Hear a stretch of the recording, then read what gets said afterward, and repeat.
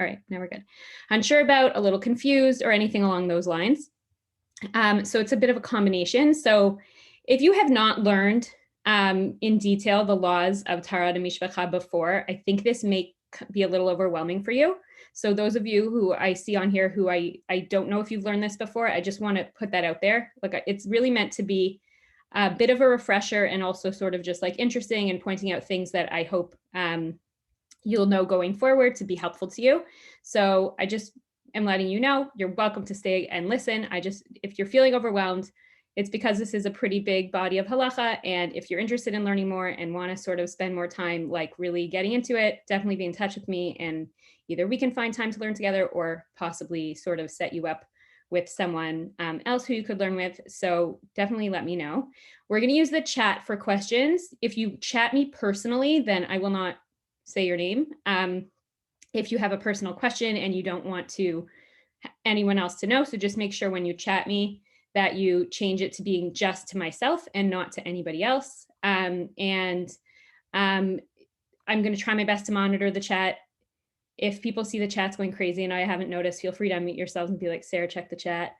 I did kind of create a bit of a PowerPoint just to help everybody sort of be able to see what I'm talking about. It's not super detailed, but if at any point you see something you want to screenshot, you can feel free. I am going to be recording this. So I did not put it on Facebook Live because I have plenty of Facebook friends who don't know anything about Taharat and Hamishpacha, and I thought that if they just like clicked play and started listening and heard me talking about toilet paper and panty liners, they might kind of like lose it. So I decided not to put it on Facebook, but I am going to be recording it, so it will be available again. And if you have any follow-up questions or things that are a little bit more detailed and pertaining to you personally that sort of come up in what I'm talking about, and you can't just like chat me a quick clarification question, I am always available, happy to discuss more. If I don't feel equipped to answer your question, I will refer you in the right direction, whether it be to the rabbis in our shul or to somebody else who is more specialized, depending what the issue is. So please don't hesitate to reach out and be in touch. And this is mainly designed to be a little bit of a review. I wouldn't call it a comprehensive review. This is not like a full-blown, like, A to Z review of all the laws of Taharat and Hamishpacha, but we are going to cover some of the main things. Most importantly, the main things that I think people get confused about. So I didn't really touch on, for example, preparing for the mikvah. I felt that there are questions that come up with that, but I think a lot of people have more or less of an understanding of what's involved in preparing for the mikvah if it's something they have been doing. I really covered more of like some more technical detailed questions that I thought were important for us to sort of go over. And, if there's interest in like getting a group together to do a more intense refresher course, that's like more of like a back to the basics, that would definitely be something we could work on. So definitely be in touch with me if that's something that interests you. And yeah, please use the chat. I'm going to share my screen now. Hopefully I can do this technologically properly. Okay. This one is for you guys. Rebecca, can you see the PowerPoint on your screen? You're good. Okay, thanks. I just saw your face first, so I asked you. Okay.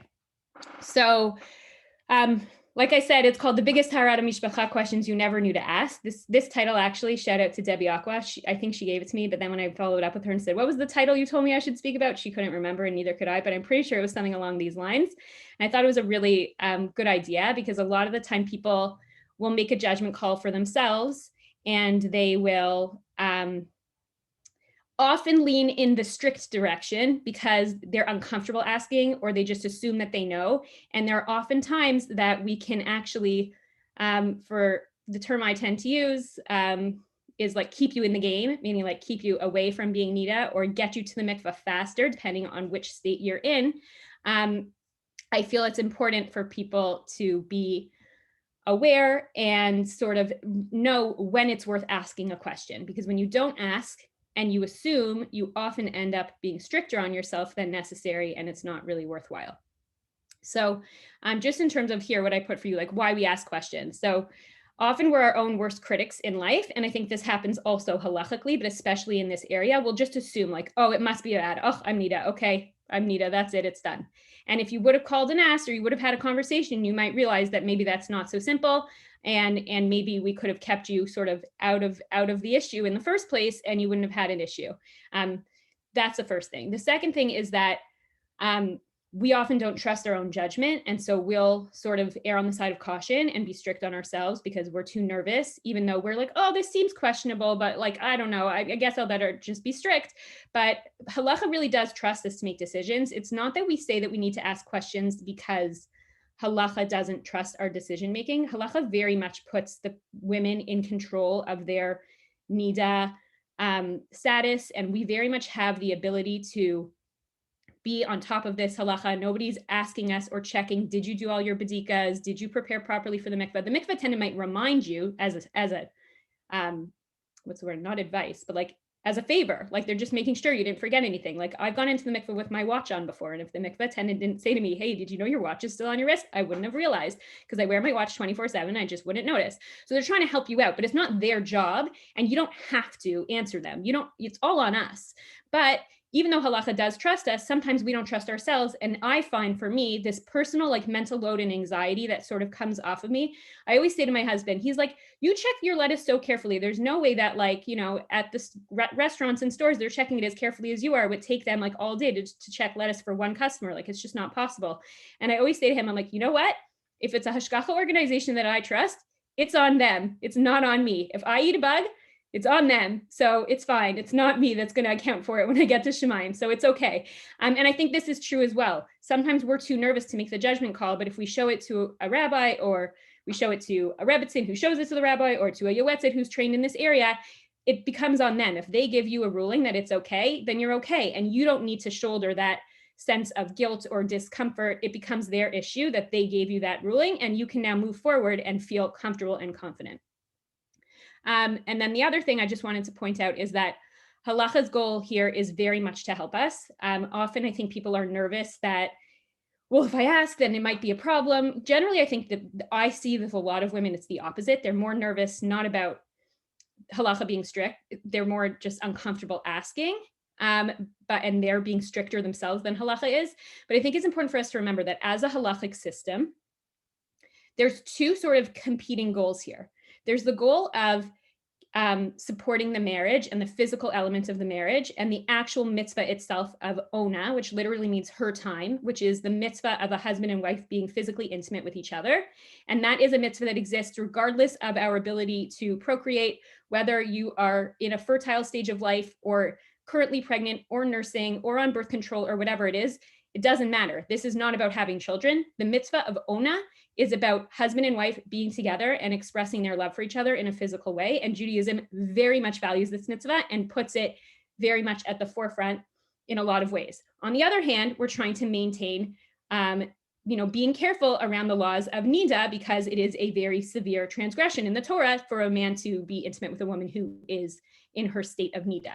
So these are two kind of competing values, so to speak. But every time we're extra strict on ourselves regarding nida, we're actually being we're being lenient about ona, meaning you can't have both at the same time. So if I'm going to choose to be like, oh, I'm not really sure, I'll just wait one more day to do this hefsek, so that way, like, I don't have to worry. But that's one more day that you can't do the mitzvah of ona. That's one more day that, first of all, on an emotional, psychological relationship level, that's hard on you as a couple. But then also, halachically, you're actually missing out on the opportunity to do a mitzvah. So halacha's goal is to help us. Halacha is not looking to keep us nida longer than necessary. And every person I've ever come in contact with who deals with these halachot are very much going into it saying, how can I help this woman? How can I get her to the mikveh faster? How can I keep her from needing to become nida in the first place? No one's looking to punish us or to get us out. And I think that we need to remember that that's the system. Sometimes it doesn't feel that way. I've been in situations where I'm just like so upset at the system because like it feels so unfair that I ended up nida, but like it's not because anybody wanted it to be that way. We're really trying to help you out. So the more you ask, the better off you are. So really, when you aren't sure, you really just need to ask, because when we don't ask, we can't get answers. And honestly, I have to say, I don't know, Rebecca, you're on here. You can say if you agree with me or not. Like 8, maybe 9 times out of 10, somebody shows me something or asks me something and they're sure it's going to be bad. Just happened to me the other day. Somebody said like, I'm sure this is bad. I'm sure this is bad. And I'm like, let me look into it. Let me ask the rabbi. And I always get back to them and I'm like, you're fine. And they're like, really? I'm like, yeah, you're fine. Like, it's so frequent that women assume it's going to be bad and it's good. So asking is only going to help us. I mean, there's obviously going to be 1 or 2 times that it won't, but generally it's going to help us.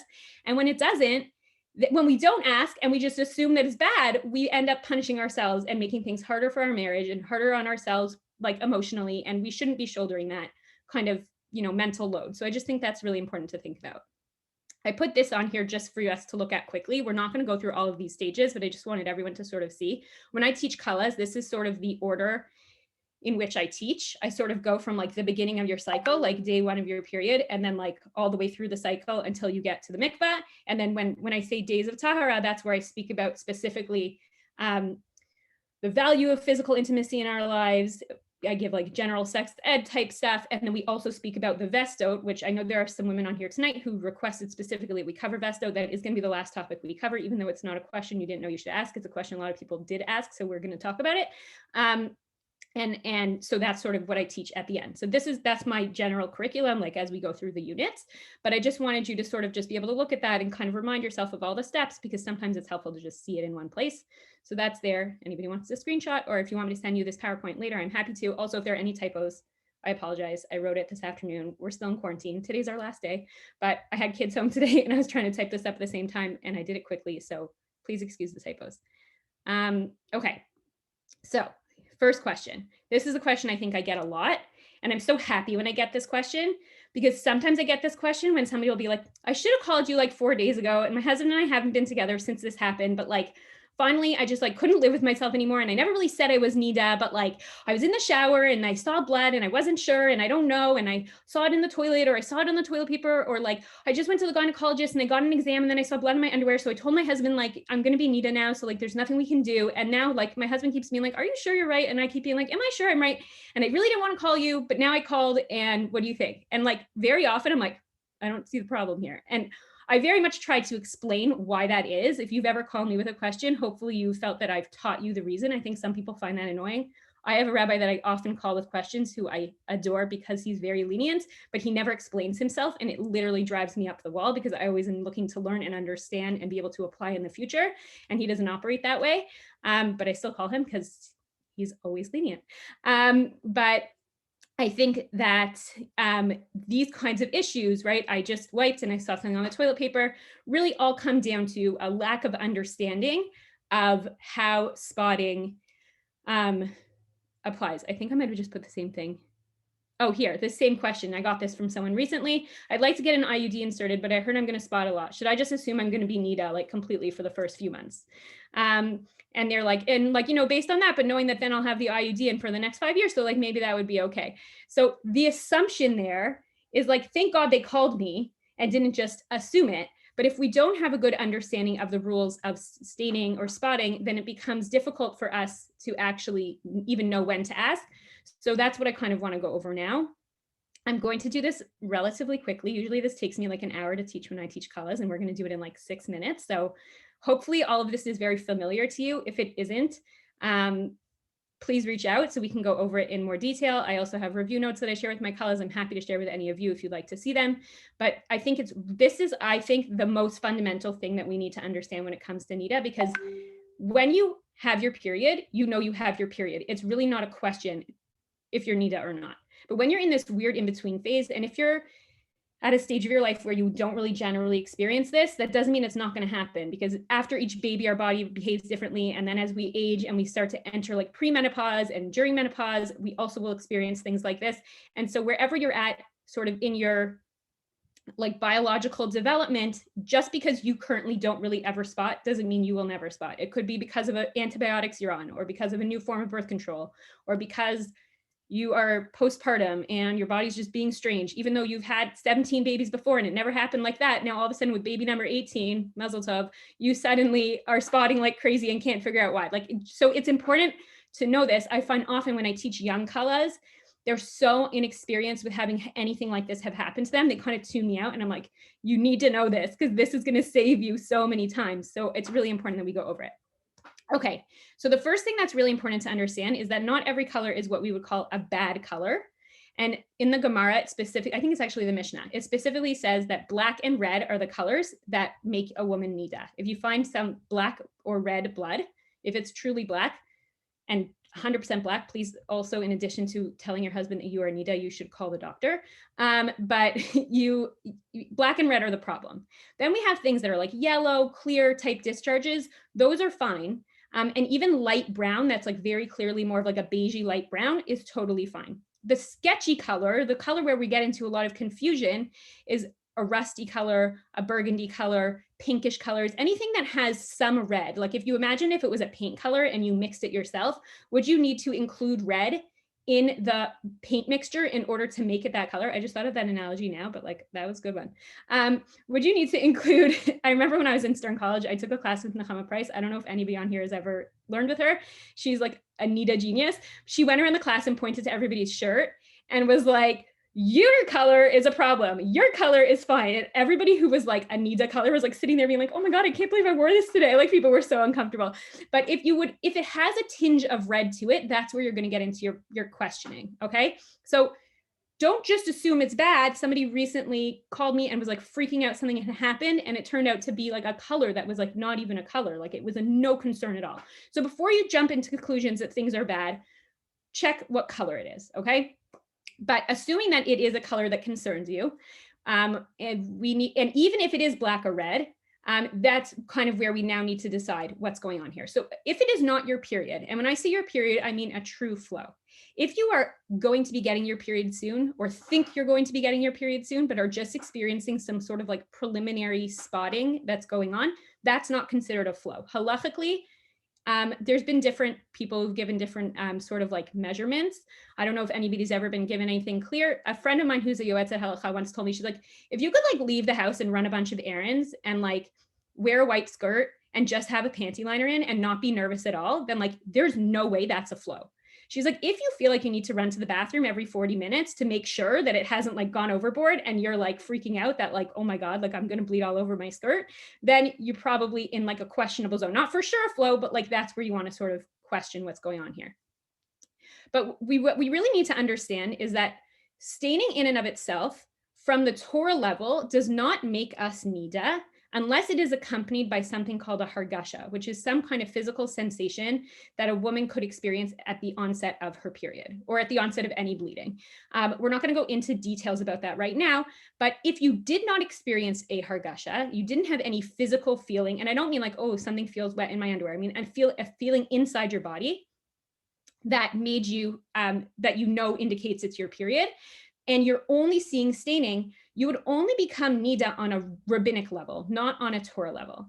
And because of that, we have sort of what we would call loopholes that were sort of included in the law. When the rabbis decided to make this fence, so to speak, around the laws of Nida and said, listen, when you have your period for real, you're Nida. If you bleed just a little bit and it's accompanied by this hargasha thing, this sensation you have, you're Nida on the Torah level. But what if you don't do that and you're just having a little bit of blood? So rabbinically, because this is such a severe transgression, we want to be careful and we're going to say a woman's Nida. But even though we're going to introduce this mitzvah, and even though we're introduce this sort of fence similar to like muktzah on Shabbos, like things that are muktzah, you're not supposed to move them on Shabbos.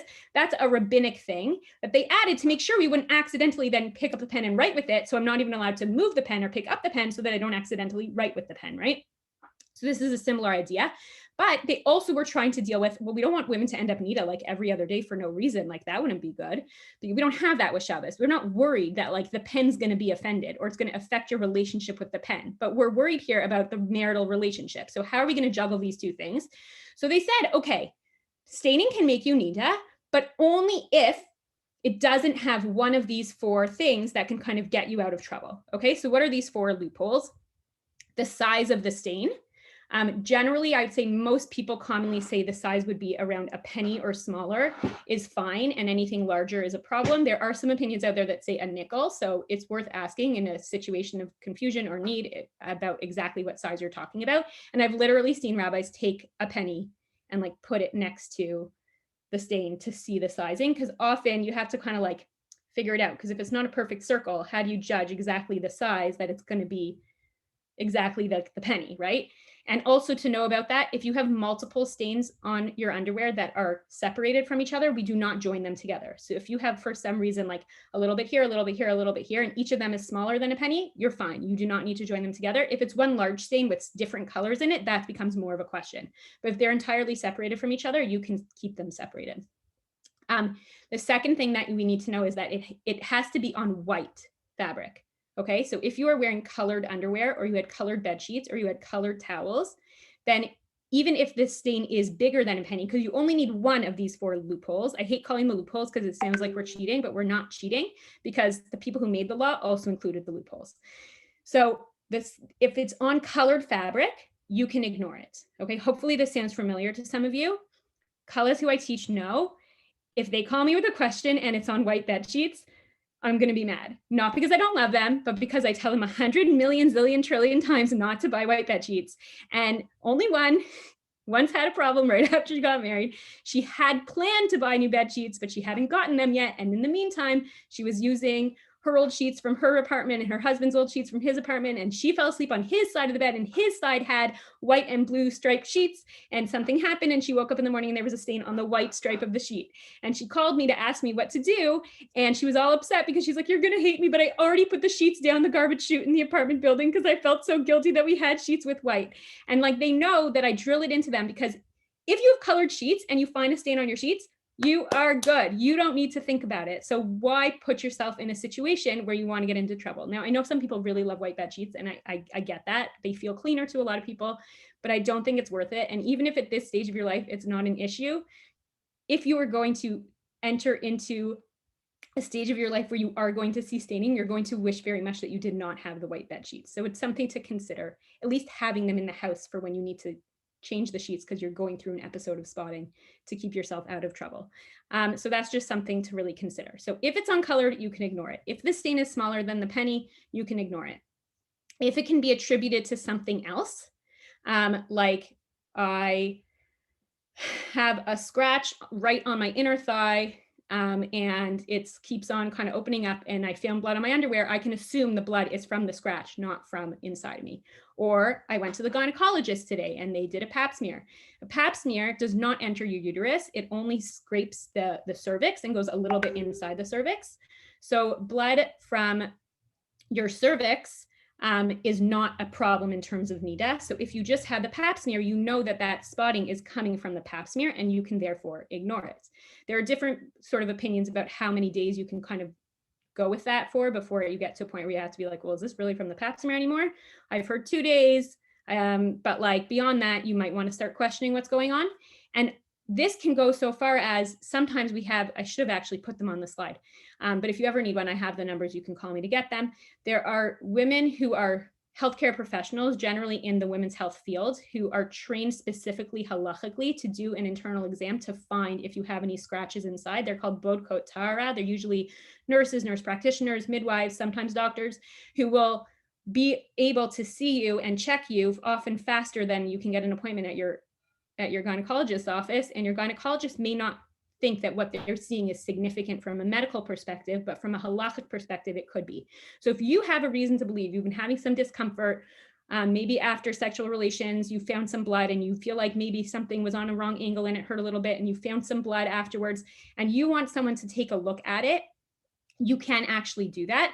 It's like done in a medically sterile, safe way, but they're able to they're trained to look for scratches on the vaginal canal or on the cervix. And if they can identify the scratch, then we can say this blood is for sure not from your uterus, and you can completely ignore it. And this has even happened sometimes on a badika cloth, where people are able to figure out what's going on. Let's say you're finding blood in the exact same spot of the badika cloth, and whenever you do badika, it's really hurting you. So that would be a sign that maybe you have a scratch inside. You should refrain from doing badikas for a little bit, but you should also look into if it's possible to sort of discount that blood and not have to start your count all over again. You can't make that call on your own without a bodeket checking on a badika cloth, but that's something that's worth exploring and calling someone to talk about. There are some in South Florida. Nobody in Hollywood. If anybody on here is a medical professional and wants to get trained, that would be awesome if we had someone local. But there are people in South Florida who can help you out with this. Okay, the last 4 of the 4 loopholes is anything that cannot contract tuma, impurity itself, cannot make you tme'ah. It cannot make you impure. So this sounds like, well, who cares? Why is that important? But modern day poskim, modern day halachic rulers, many of them agree that toilet paper and panty liners are in the category of things that do not contract impurity and therefore cannot make us impure, which means that if a woman finds blood on toilet paper, there's a bit of a caveat to that, which I will get to in a minute, but if a woman finds blood on toilet paper, or if a woman finds blood in her panty liner, she could ignore it because of the fact that it isn't able to make her tme'ah because it doesn't become tummy. It's a bit of like a halachic technicality, but it really works out to help us. Even though the panty liner is white, it still can help you out. Now, if you are bleeding and you change your panty liner every 20 minutes so that you can just keep saying, I'm just staining on a panty liner, then obviously that doesn't help, okay? You have to be intellectually honest with yourself. If you have your period, you have your period. We can't really help you out. But if you're having spotting or you're having a hard time getting a 7 clean days, you may get advice to wear panty liners, and that will actually help you ignore any spotting that you would find because it is on this panty liner and not on the white cotton underwear that you're wearing. Also, sometimes you can get a ruling, and these are questions that are worth asking in situations of need if you're having a really hard time getting a good 7 clean days, especially if you're trying to get pregnant and trying to get to the mikveh by your ovulation date. You can often get permission, and you do need to ask, this is the question, you can't just necessarily decide it, but to wear colored underwear during your 7 clean days, because the Shulchan Aruch says clean garments. It doesn't say white garments. It's the Ramah who adds the white. So that would also possibly be an option or a leniency that you might be able to get. So I know that was fast. I hope that that was clear to people who've learned this before and it just kind of reminded you. But just again, to remember, if it's uncolored, if the stain is smaller than a penny, if you can attribute it to something else, or if it's on something that cannot contract tuma, then as long as you have one of those 4 things, the stain you found is not relevant. So if after sexual relations, you wake up the next morning and you find something on your bed sheets and your bed sheets aren't white, don't call me, you're good. You don't need to worry. Again, if you think it's your period, that's a different story. But if you're just finding some spotting that you don't expect to find and you're not sure why it's there, you don't need to freak out, and don't do a badika. Okay, if you find yourself spotting, don't run and do a badika. Why?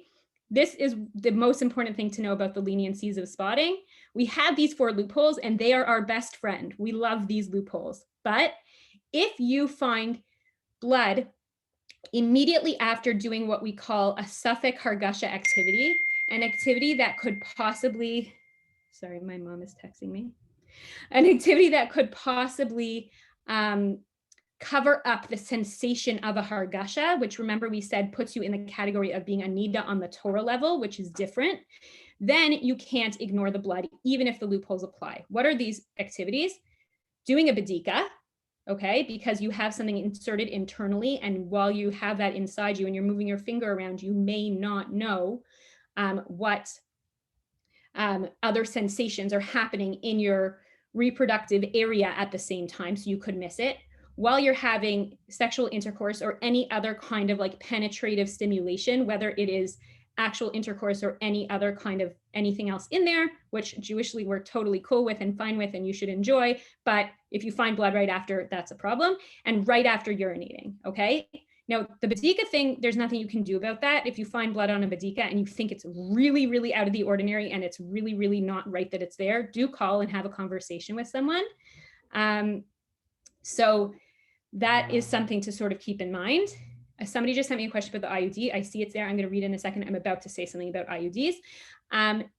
After sex, don't look. Don't look, don't look, don't look, don't go looking. Your husband should wipe himself off and clean off. You should wipe yourself off and clean off. You should use a towel that is not white. You shouldn't go looking for it, and you should just put it in the laundry and move on. Don't go looking. And after you urinate, you should not look either. If you waited a couple of seconds after you finished urinating and then you wiped, then you don't have to worry, because at that point we assume that if you were having the hargasha, it happened then and you would have felt it. It's only those immediate first few seconds. I've heard 5 seconds. I've heard up to 15 seconds, which is a really long time if you're actually sitting there counting 15 seconds. Usually you pee in less than 15 seconds, I think. So like it's really very long, but there are opinions that say that. cute word of advice that I actually think is very practical. I heard this from Lior Bednar, who's a Yoetza Halacha who trained me as a Kala teacher. And she said that every time you go to the bathroom, you should get in the habit of doing Kegels. If you don't know what they are, please Google them. They're very important pelvic floor exercises that really give you a lot of pelvic floor strength. They're good for your sexual function. They're good for pregnancy and postpartum, and they're good for incontinence related to pregnancy and postpartum and as you age. So we all want a strong pelvic floor. So every time you go to the bathroom, do like 5 Kegels and then wipe. And then you've always gotten into the habit of doing Kegels several times a day, which is really good for you. And also you'll never accidentally wipe right away. And if you find blood on the toilet paper at that point, you can just flush it down the toilet and ignore it, because toilet paper itself is not problematic. What's problematic is finding blood immediately after you made a pee, okay? Let me just look at this question really quick. If you get an IUD and then spot continuously, can you automatically expect to not be a NIDA because it's attributed to something else aside from your period? Okay, thank you for that question. That's really, really good to clarify. Okay, when you spot from an IUD, it is most likely uterine blood, and therefore you can't attribute it to something else because the blood itself is uterine blood. But if you wear colored underwear, and if you make sure not to look when you wipe, and if you make sure to avoid, getting yourself into trouble with these other things, either wear a panty liner or colored underwear, you can't attribute it to something else. You just cannot, what's the word I'm looking for? It is uterine spotting, but you could stay out of NIDA as long as you keep going with the colored underwear and don't lax on it and don't get colored like white bed sheets. Like if you've recently had an IUD put in and you're having regular spotting, even if you go to a hotel, bring your own sheets. Like don't mess with it, because what we really don't want is for you to end up NIDA and then try to get a 7 clean days while you're repeatedly spotting on an IUD, because that's really hard to do. So when you get an IUD, you should get it, let's say you're getting one post having a baby, you should get the IUD inserted after you've been to the mikveh. You want to be tahora, you want to be in a pure state. I don't like the word pure. I'm sorry I'm using it. It's just for people who don't have the Hebrew. I want to make sure you know what I'm saying. It really doesn't mean pure. We can talk about that another day. You want to be in a pure state when you get the IUD inserted, so that if you have spotting, you can just wear colored underwear and not look when you wipe, and it will keep you out of NIDA.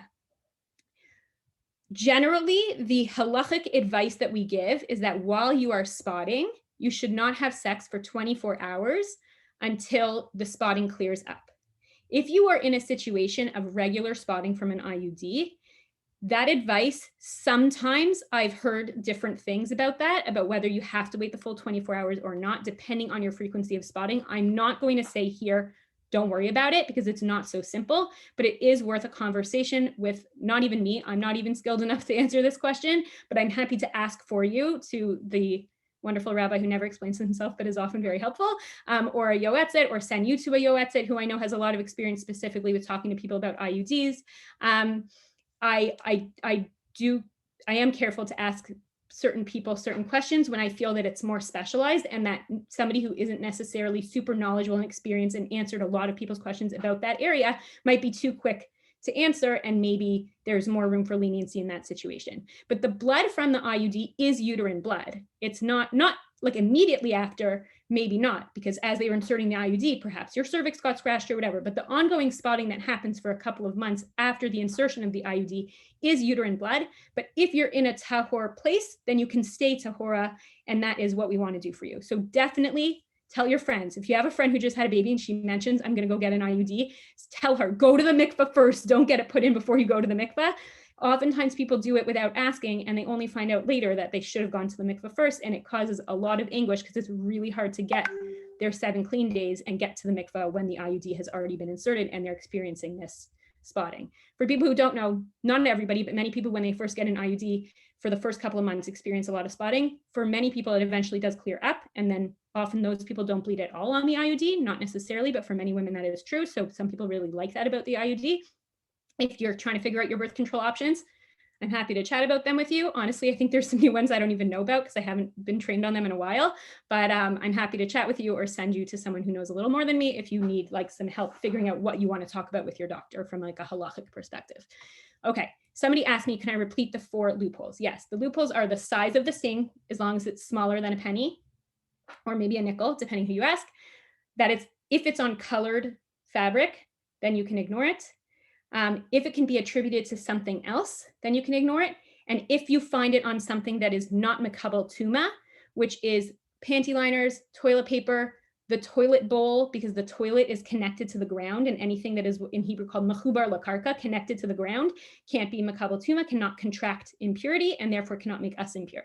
So those are all situations where you could ignore it, assuming it's not a flow, assuming it wasn't immediately after sex or urination, all of those things. So again, you don't want to go looking. There's like a famous story, I heard it's in the name of Rav Willig, about some woman who was having a lot of spotting issues, and like she just kept on being like, the Rav Willig kept saying like, stop looking at the toilet paper, stop looking in the toilet, like you just don't want to know, don't look, don't look. She's like, I can't help it, I can't help it. And he called her husband and told him to take the light bulb out of the bathroom, just so like she couldn't look, because like if you don't see it, it's okay, it's crazy, but it's true. Now again, you can't ignore your period, but we don't need to go looking for problems. And often because we want to know what's going on inside our body, we do want to look, and that's natural and normal and also kind of healthy. But if you're in a bad place right now with spotting, don't go out of your way to look, because you might end up in a difficult situation that we're trying to stay out of.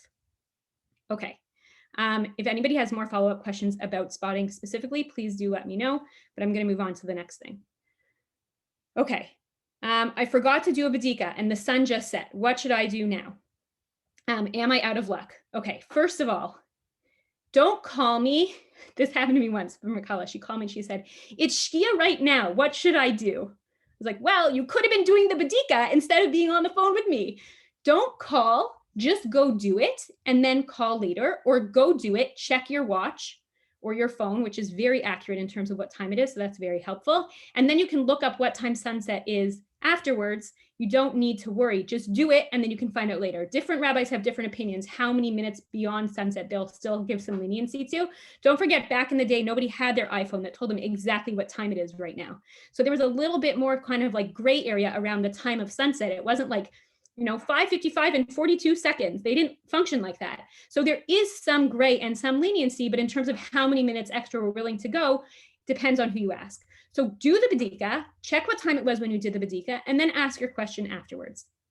But also, there's some follow-up questions here, because what badika are we talking about? And I think that's what's important for us to understand. The hefsek tahara, the badika we do generally for Ashkenazi women, ideally on day 5 after they started bleeding. Sometimes they don't get a good one on day 5. They end up doing day 6 or 7, but you ideally try for day 5. For some Sephardic women, it might be day 4. But the badika we do for the hefsek tahara has to be done before Shkia. And if it isn't done before Shkia, we can't start counting our 7 clean days. You still may have a couple minutes leeway, and it's worth doing it and then asking, because why not try? It's not going to hurt you. But it's just important to realize there's a difference between the hefsek tahara and a badika on, say, day 3 of your 7 clean days. So a hefsek tahara needs to be done by sunset, because if it is not done by sunset, you cannot begin counting your 7 clean days upon sunset, right? Just like Shabbat begins when the sun sets on Friday afternoon, Friday night, your 7 clean days begins as the sun sets on the evening after you did your hefsek tahara. Your hefsek is not day 1. Your hefsek tahara is done before day 1 happens, okay? So when you do your hefsek, you have to do it before Shkia so that your 7 clean days can begin. Without a hefsek, you haven't established that you're done bleeding, your 7 clean days cannot begin. So the hefsek is imperative, and therefore we're much stricter about it. During the 7 clean days, you need at least 1 badika on day 1 and 1 badika on day 7 in order for the 7 clean days to be kosher and count. But you should do more than that, but that's the bare minimum. So if you missed sunset on day 2 or day 3, you don't need to stress about that. Ideally, we do a badika in the morning and in the afternoon on each of our 7 clean days. But if you missed the badika, Tuesday afternoon, it was day 3 and things were crazy and sunset was early, it's wintertime, and you just didn't get to it, there's nothing to stress about. Your 7 clean days is still totally intact.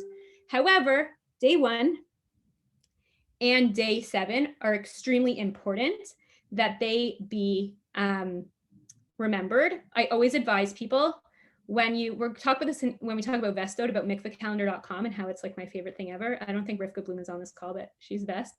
So cool that she designed this site. I was always fangirling about this site forever. And then I moved to Hollywood and I met Rivka and I thought it was so cool. It's just amazing that she designed it. But Mikvah Calendar will, if you ask it to send you alerts, it'll send you a message on day 1 and day 7, reminding you that today's your day 1 and today's your day 7. You need to do a badika today.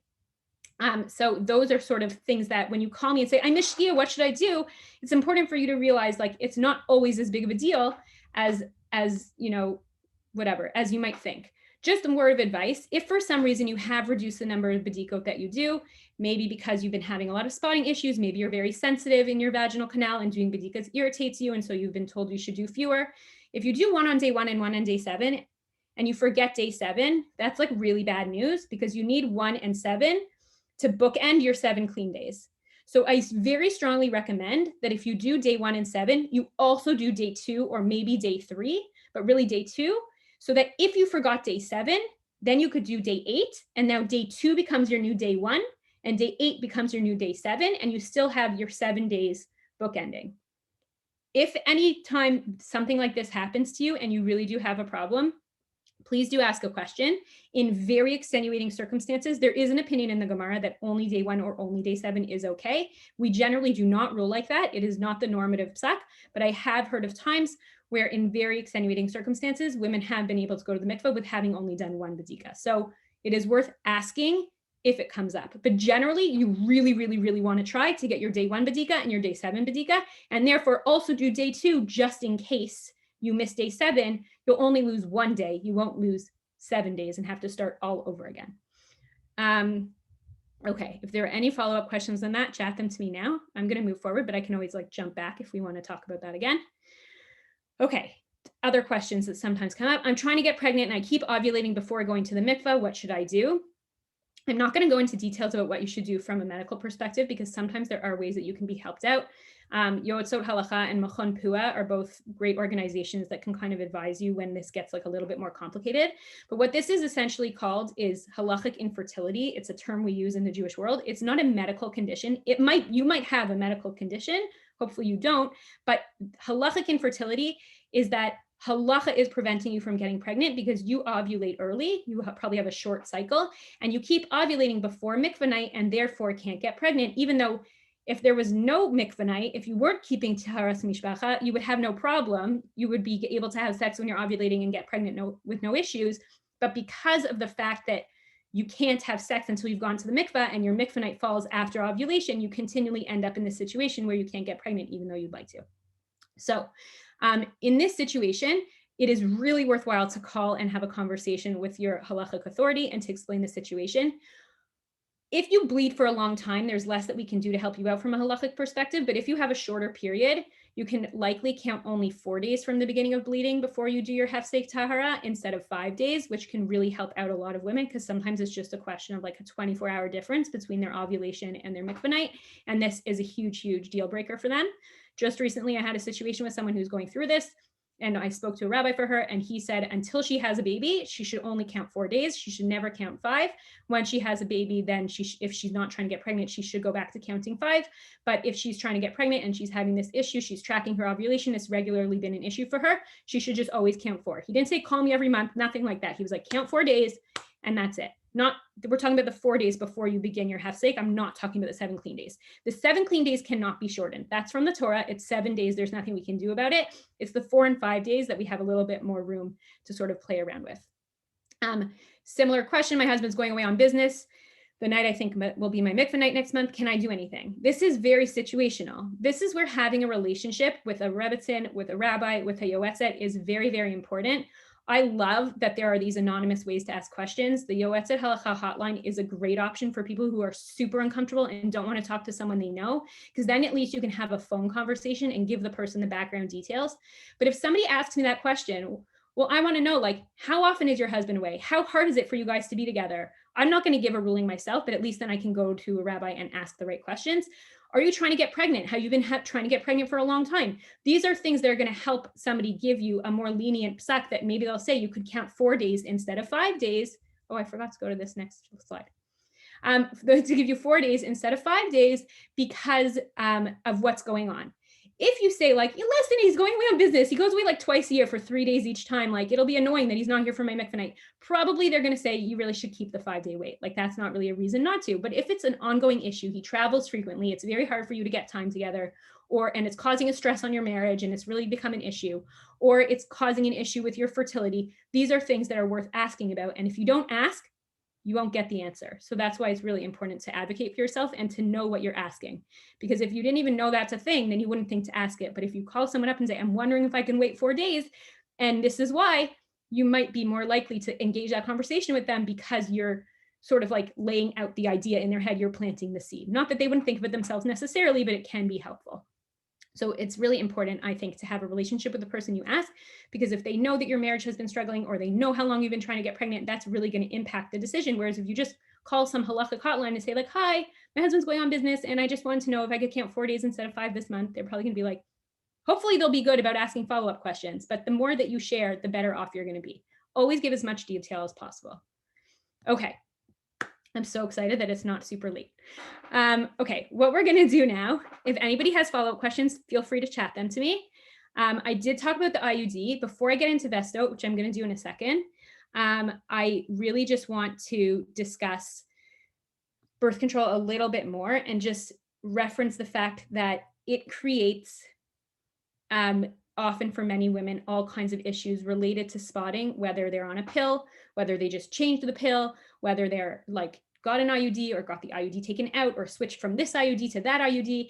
I often hear stories and I really find that I don't feel comfortable giving medical advice. And I don't think anybody who doesn't have medical training should ever give medical advice, but I am comfortable giving you, like arming you with the appropriate questions to ask when you go to your doctor, because even a doctor who says they know about whatever, I'm recently, I had like crazy stuff go on. I had a C-section about a year ago. And like afterwards, I had a lot of craziness with my body. And I called at one point to ask about a birth control question. And the nurse on the phone, I said something, I'm like, I'm not sure if you're familiar with Orthodox Judaism, but this is like a little bit complicated for me because, and she's like, yeah, I know. You bleed, no sex. I'm like, I wish if it was that simple, just when you're bleeding, no sex. And like, that was the end of the story. Like it would be so much more simple, but like, at least she knew that. But she wasn't really able to give me advice about what I needed advice about because she didn't understand the intricacies of the halachic side of it. So speaking to somebody who's an expert in both, and this is really a plug for Yoetzot Halacha, I am not a Yoetzet. We do not currently have a Yoetzet in our community, but the thing that I love about them the most is the ongoing training that they're getting. I just spoke to a friend the other day about a particular question, and she said to me, she's like, we were just talking about this on the Yoetzet WhatsApp. Like they're constantly discussing issues and how the medical stuff going on and the new advancements with new types. Great question I just got. I'm going to explain that. I'm going to answer that question in a minute before I get to Vesto. I see it. So they really have a good understanding. They're not medical professionals, and they're not going to say, I think you should go on this form of birth control, because that's not their call to make. It's really, that's a medical decision. But they can say to you, here are the pros and cons of using an IUD from a halachic perspective. Here are the pros and cons of choosing to use the combination birth control pill or the progesterone only pill. And they can sort of arm you with the right questions so that when you go to your doctor, you'll be able to have better, clearer conversations and ask for the right things and advocate for the right things. So I just really encourage you, before making any kinds of those decisions, whether it's about getting a new type of birth control, whether it's about deciding to do any kind of a gynecological procedure that's beyond like a regular exam in the office. I did not cover that tonight, but that is something that could render you NIDA if it's something that opens up your cervix more than 12 millimeters. That's not something that's generally done just like at a routine visit to the gynecologist. They would be doing that for a specific reason. But if your doctor says, I'm going to do such and such a procedure on you, ask follow-up questions. You can say, are you going to be going into my uterus? What is it going to look like? What is the size of the tool you're going to be using? Should I expect to see bleeding? And then call the halachic advisor that you like calling to tell them the details of what's going to be happening so that they can give you advice and help prepare you best. Maybe you want to schedule that visit for during the time that you're already NIDA. Maybe you want to schedule that visit exactly when you're not NIDA. And if you don't ask these questions in advance and you don't think these things through, that's often when you can end up in the situation like the woman who got the IUD put in when she hadn't yet been to the mikveh and was having a very, very hard time getting a 7 clean days to go to the mikveh afterwards. So those are the kinds of things that you just want to think about. The more information you have, anybody who knows me knows I feel this way about genetic screening. I feel this way about everything. The more information you have, the more you can advocate for yourself and do what's best for you. So even if you just want someone to brainstorm with and be like, I'm thinking about changing birth control, here's what's been going on, I'm not really sure why, talk to somebody who knows what they're talking about halachically so they can arm you with the right questions to ask your medical advisor. There are a few doctors in the world who are like from and super knowledgeable about Taharat and Hamishpacha and also know this stuff, but it's kind of few and far between. Like even the ones who know about it don't necessarily know. They might say, oh, all of my frum girls, I put them on this. Okay, that's very nice. But what if it's not working for you and you have more complicated questions? You want to make sure you're advocating for yourself. So I really, really encourage you to ask those questions. Somebody asked, if you feel like your period is about to begin, but it hasn't, can that count as day one? Okay, if you feel like your period's about to begin and you are spotting, absolutely, you can call that day one, and that way you're closer to the end of your 5 days when you can then do your Hefsek Sara and start counting your 7 clean days. That's a judgment call you want to make. Once you declare yourself Nida, it's a little bit hard halachically to backtrack. So there have been situations that I've seen where somebody thought their period was starting and they had a little bit of spotting and declared themselves Nida, or even stuck in a tampon. A tampon acts like a badika cloth. If you find blood on a tampon, because it's inserted inside you, you can't apply the leniency. So even if it's just a little speck of blood, you have a bit of a concern there. So I have seen situations where a person has declared themselves Nida and then their period never showed up. So if you're on a new kind of birth control, or if this is your first period in months and you're not sure what your body's up to, or if there's any reason that you think your body's not doing the normal thing, I would be a little bit more hesitant to call yourself Nida and let that be your day one.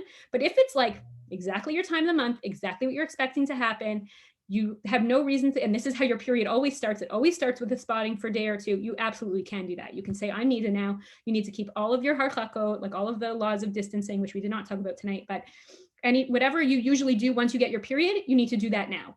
And at that point, you can then count your 5 days, even if not.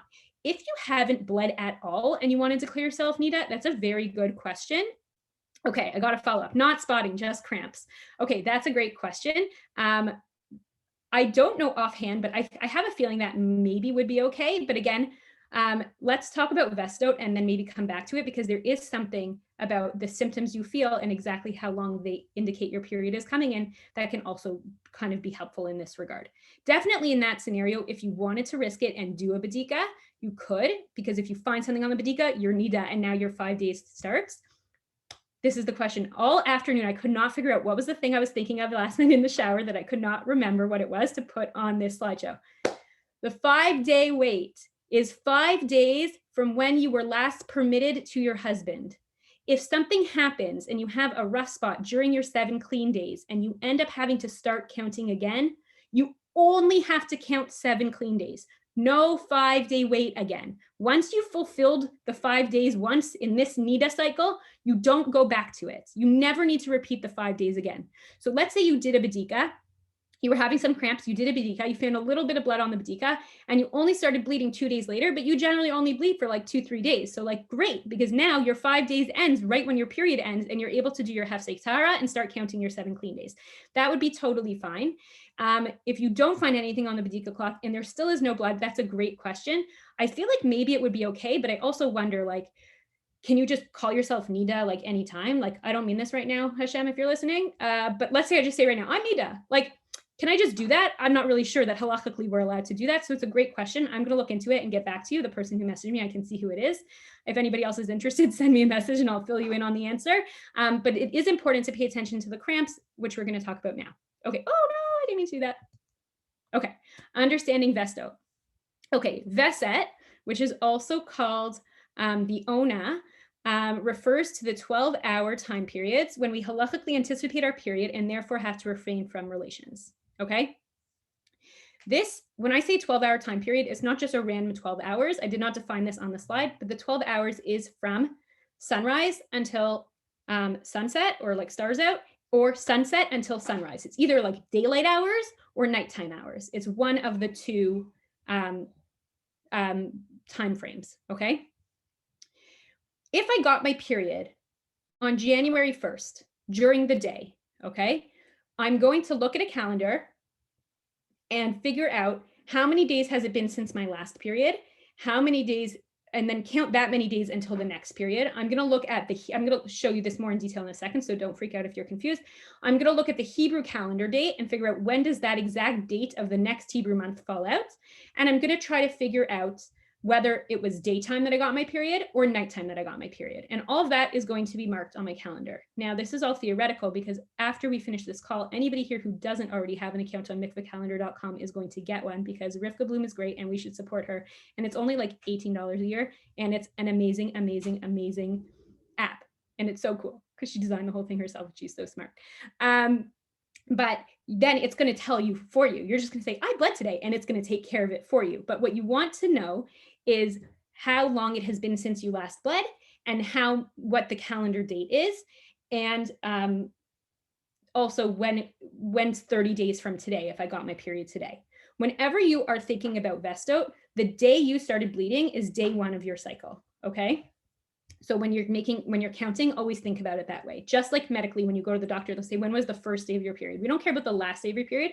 We care about the first day of your period. Now, in regards to this question about, can you count that as your day 1 if you're just having cramps or you just had a little bit of spotting? You maybe could count that as your day 1, but you could not count that as your VESET. Your VESET is from the day that you got your period. If you happen to have an annoying mishap where you went to a hotel and had white bed sheets and woke up with some spotting and were out of luck and ended up NIDA, that does not give you a VESET. A VESET is from when you got your period, because it's about when we anticipate getting our period again next month or next cycle. Okay, so that's what I wrote here. Go with the flow. That's sort of a way to remember. We're counting from the day that we started to flow, not from the day that we started to like have random spotting of some kind. Okay. Oh, I didn't mean to do that again. Okay, so rule of 3. I have to stop touching my computer. Okay, rule of 3. What does that mean? There are 2 types of women in the world of Vestote. Women who have what we call a set VESET, that she has a very regular cycle. It's not super common because it has to be down to the time of day, meaning I get my period every 28 days and it's always in the daytime that I get my period.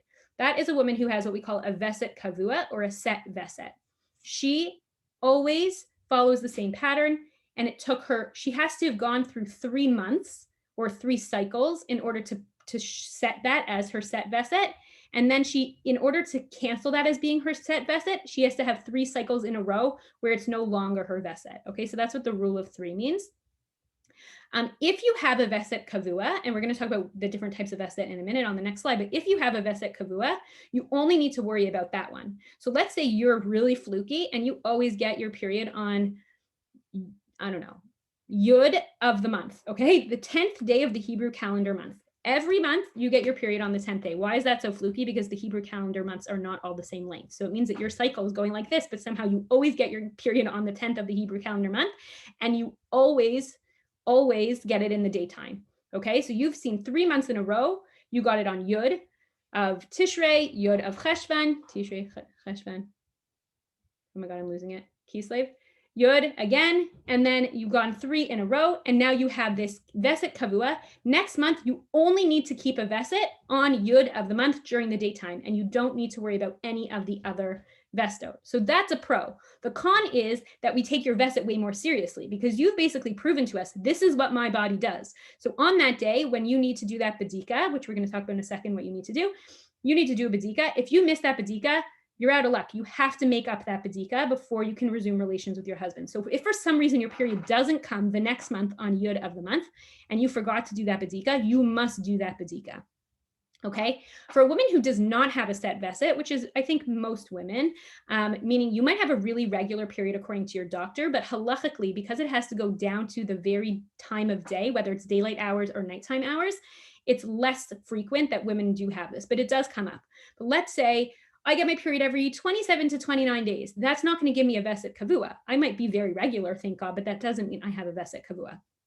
That woman doesn't have a set VESET, and therefore she does not have to do her badika if she forgot. Okay, so this is here the differences between the 3 types of Vestote. Okay, so we're going to look at each column one at a time and sort of explain them. The first one is the one I explained, the Hebrew calendar date. Okay, it's like Yud of the Hebrew month every single week. Yud is the 10th day of the month. Sorry if I didn't clarify that. And you're going to keep it for 12 hours, meaning either the daylight hours or the nighttime hours. If you don't have a set pattern that you always follow, whatever time of day you got your period last time is the time of day you're going to keep it this time. During that 12 hours, intimacy is prohibited. Okay, affectionate touching should be avoided. Many observe this. This is technically a stringency. It's something that isn't hard and fast halacha, but it's a very, very commonly held stringency. Okay. then you don't need to keep any of the other harchakot. You are not nida. You should do one badika during that ona. Some women do 2 and some even do 3. These are just different opinions, but as long as you did 1, you're good.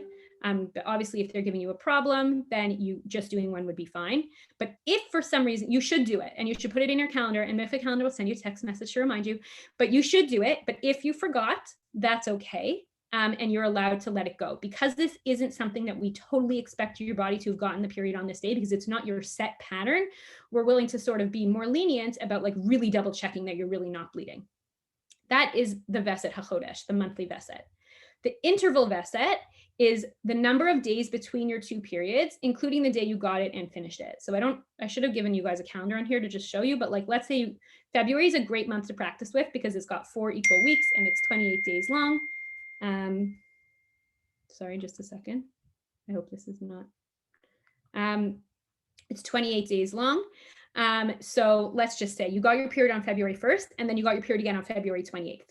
Okay. So when you're counting the calendar, you're going to include in your number of days of your interval, the 1st and the 28th. Let's say that would mean 28 days, right? Sometimes I get confused. Is it really 29 days? Somebody who's like mathy, you can message me if I'm wrong here. I think it's 28 days. 1, 2, 3, 4, 5, right? You keep counting. 28 days total. Then you're going to count February 28th as day 1 again when you're trying to figure out what day in March is the Veset that you need to keep. Okay, this is the one that makes the most sense to us from a biological perspective. And like, because we always think about our period as a cycle. How many days is your cycle? That's what this one is all about. It's how many days has it been since you last bled. Since we don't have a set understanding of what your body always does. So if last month you bled after 27 days, then this month you bleed after, we're going to guess you might bleed after 27 days. So if you bled in the daytime on February 1st, sorry, on February 28th, then 28 days after that, which is probably like March 28th or March 27th, that is going to be your Veset. And you're going to be same laws, prohibited from intimacy. You should avoid intimate, affectionate touching, but this is different opinions about that one. You do 1 badika during that time. And if you forgot to do that badika, it's okay. Okay. Then we have the 3rd type. This one only applies to a woman. You can see the yellow highlighting at the bottom. This one only applies to a woman who doesn't have a set pattern of Veset Kavua, because we're going to say to her, listen, we don't know what your body's going to do, but halacha assumes that the average number of days it takes a woman to bleed again is 30 days. That's the average cycle we expect for a woman. Therefore, we're going to assume that by the day 30, if you haven't gotten your period, that we expect you to get your period. And we're so sure that you're going to follow the average that this badika is so important that even if you forgot it, you need to do it afterwards. Okay, so that's the big difference between the Ona Benoni, the 30-day average interval. You count it the same way you count your personal interval. So if it was 28 days, you count 30 days. And that is, you count it the exact same way. But you, on that day, you still, no intimacy is allowed. And affectionate touching is a debate. I would say not to, unless there's a really, dire circumstance of something that happened that's like really upsetting or something and you need it. And you have to do a badika. And if you forgot to do that badika, you must do one afterwards as soon as you remember, and you can't resume relations unless you've done that badika. Okay. Now, generally, often the interval and the Hebrew calendar date will end up falling on the same day, like every other month or so, just because of the way the calendar works. So you're not always actually keeping multiple vestot, or maybe your interval was 30 days anyways, in which case you're keeping it. You don't have to do 2 badikas because you had 2 vestot that fell on that day. You just do a badika during that time. If you got your period at night, you're going to do the badika at night. If you got your period during the day, you're going to do the badika during the day. You're going to refrain from intimacy during those 12 hours. There is an opinion that you should also keep the 12 hours previous to it, meaning if it's a daytime vesset, you should keep the evening before, the night before. That is a stringency. If that's not what you were taught, that's not your family's custom or your communal custom, you don't need to do that. But there are some people who, even if they don't keep that for the other ones, for this average interval, which is a little bit stricter, they keep the 24 hours for that one. Let's see what's next. Okay, Veset Haguf. This is a very interesting one, and it's a little bit hard to like just give a class on it because everybody's body is different. But if you experience some kind of bodily symptom that indicates when your period is going to come, but it can't just be like, oh, I'm having cramps, I'm going to get my period sometime in the next 3 days. It needs to be like, every time I get cramps, I get my period the next morning, or every time I get cramps, I know my period is coming that day. That would be something that you need to keep track of. And if it becomes a more or less of a set pattern or a similar pattern, that would become something that's called like a veset haguf, which literally means a veset of your body, that you have this sign. And if it becomes so, and it has to be that you always get your period when you get cramps. If you sometimes cramp, oh, I have a new message. Okay. If you sometimes cramp, I'm going to talk about nursing and birth control and all that stuff in a second. So thank you for asking that. Okay. If you sometimes cramp and don't get your period, and you sometimes cramp and you do get your period, then this is not your veset haguf. It has to be that every time you get this very particular kind of cramping, or in this very particular area, or a very particular backache, or your boobs hurt, and it always indicates that your period's coming at a specific time, that's what we're talking about, okay? And in that case, keep track of it for a couple of months, and if you start to see a very clear pattern, every time my boobs hurt, the next day I got my period, then you may be able to not keep any of the other vestot and only keep that one. But that's worth a conversation with like an expert and like figuring out exactly what that means. I wouldn't just like do that off the top of your head, but it is worth just paying attention to. Mikvahcalendar.com will actually have you put all of this into the system. And obviously the first month you use it, and the first month you start tracking your vestot, or right postpartum, or after having a break from bleeding for some kind of birth control or medical issue or whatever it could be, you're not going to be able to calculate your interval, because you need 2 months of data in order to know what your interval is. If I enter January 1st as my first period, I can't tell the website when my next period, what my interval is, until I've had a second period. So it won't right away give you that. But once you've entered it the second time, you tell it when you bled. When you first make your account, it's going to ask you like, are you Chabad? Are you Sephardic? Are you Ashkenazi? Which one of these sort of camps do you fall under? If you're not sure when you're making your account, call me up. I'll try to walk you through it. I don't remember all the options, but because there's different rulings about these things, and based on that, it will give you prompts and send you messages and alerts about what's happening for you, given your circumstances. So when you bleed, you like click on your phone, you like click on that date on the calendar. It indicates that you've gotten your period. It's going to ask you what time of day was it that you got your period. Let's say you wake up in the morning and you discover you have your period. If it's like 11 a.m. and the sun's been out for a while, then I think you should assume it was a daytime veset. But if it's like right after sunrise, you can probably assume your period was a nighttime period. You're going to put in what time you got your period. And it doesn't matter if it was like 4:55 p.m. or 4:45 p.m. We just want to know if it was before or after sunset. Like, was it a daytime thing or a nighttime thing? And you put that in, and it's going to keep track of that. Okay. This app, someone just asked me. I am going to find the link. If somebody else has it and wants to chat it to everyone, you can do that. If you go on the App Store and you search Mikvah Calendar, I will look for it in a second and even show you the image. But if you go on the App Store and look for Mikvah Calendar, you can find it on there. You can also do it on your desktop. Thank you, Sandra. You can also do it on your desktop, and then you'll have your account. You can log into your account from your phone or from your desktop, and it will sync your information. It's really brilliant. Rivka created it because she was like at a Shabbos meal or something, chatting with a friend who said like, it's so complicated keeping track of all these dates and like being able to remember all the different things you need to remember. I just wish there was a computer program that would do it for me. And she's an MIT grad who's a computer programmer. And she was like, oh, cool. And like, I think it took her a few years to really get it off the ground, but like, so she made the app. Like, I just think it's so amazing. She saw a need in our community. She made it happen. And it's really, really very helpful. I remember like years ago when it like first came out, a teacher of mine being like, listen, we don't really trust technology. So even though you're putting it in the phone, maybe you should also write it down. I'm a little bit past that point. If you're nervous about that kind of stuff, maybe you should also just like keep notes on what it's telling you each month so you know. But even if you can't do that, you can still keep track of it on the website, and God willing, it will never crash and lose all your data. I don't really think that's likely, but who knows, right? You never know. Okay, somebody asked, if you are nursing, how does veset work? Okay, if you are nursing and you are basically not bleeding, or if you are on a form of birth control and let me do the nursing first. If you are nursing, or you are pregnant, or you are postmenopausal, halacha assumes you to be a woman who is mesuleket damim. It means you do not expect to bleed, okay? We assume you're not bleeding. Now, that doesn't mean you're never going to bleed again. If you're nursing, you might not be bleeding for a couple of months, but at some point your body is going to like wake up again and cause you to bleed in some way. Even if it doesn't take on a regular cycle, you may have some spotting or some bleeding at some point.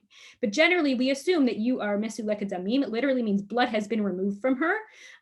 We assume she's not going to have her period right now because of her current biological state, right? While she's pregnant, Even if you have some bleeding during pregnancy, that's not really a period. So we assume a woman doesn't have a VESET during those times. So if you are nursing and you're nursing regularly or pumping regularly and you aren't bleeding at all, you don't have a VESET, okay?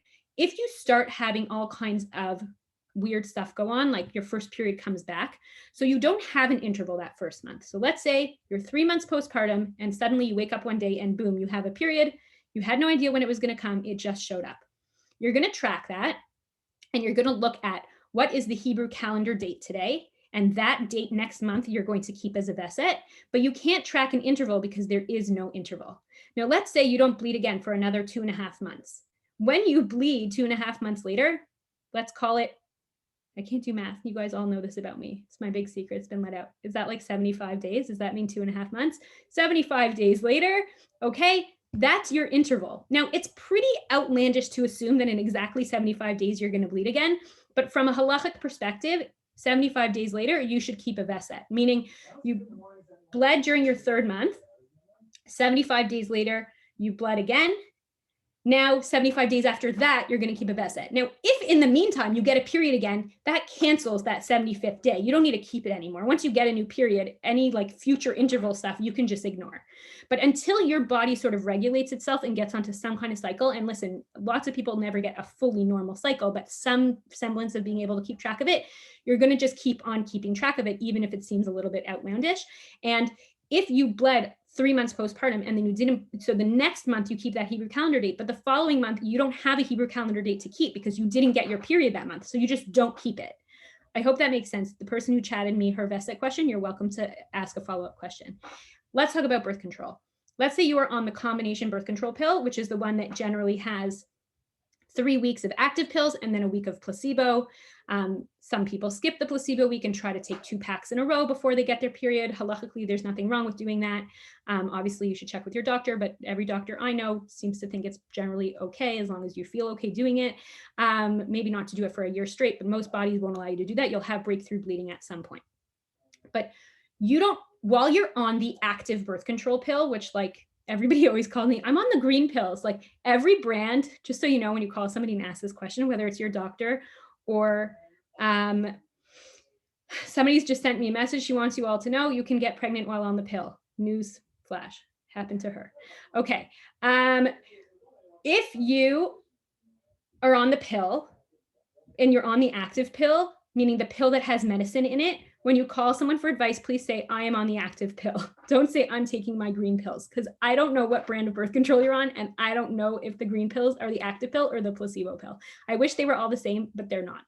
Okay, but if you're on the active pill, you have the same halachic status as a pregnant woman who we assume isn't going to bleed.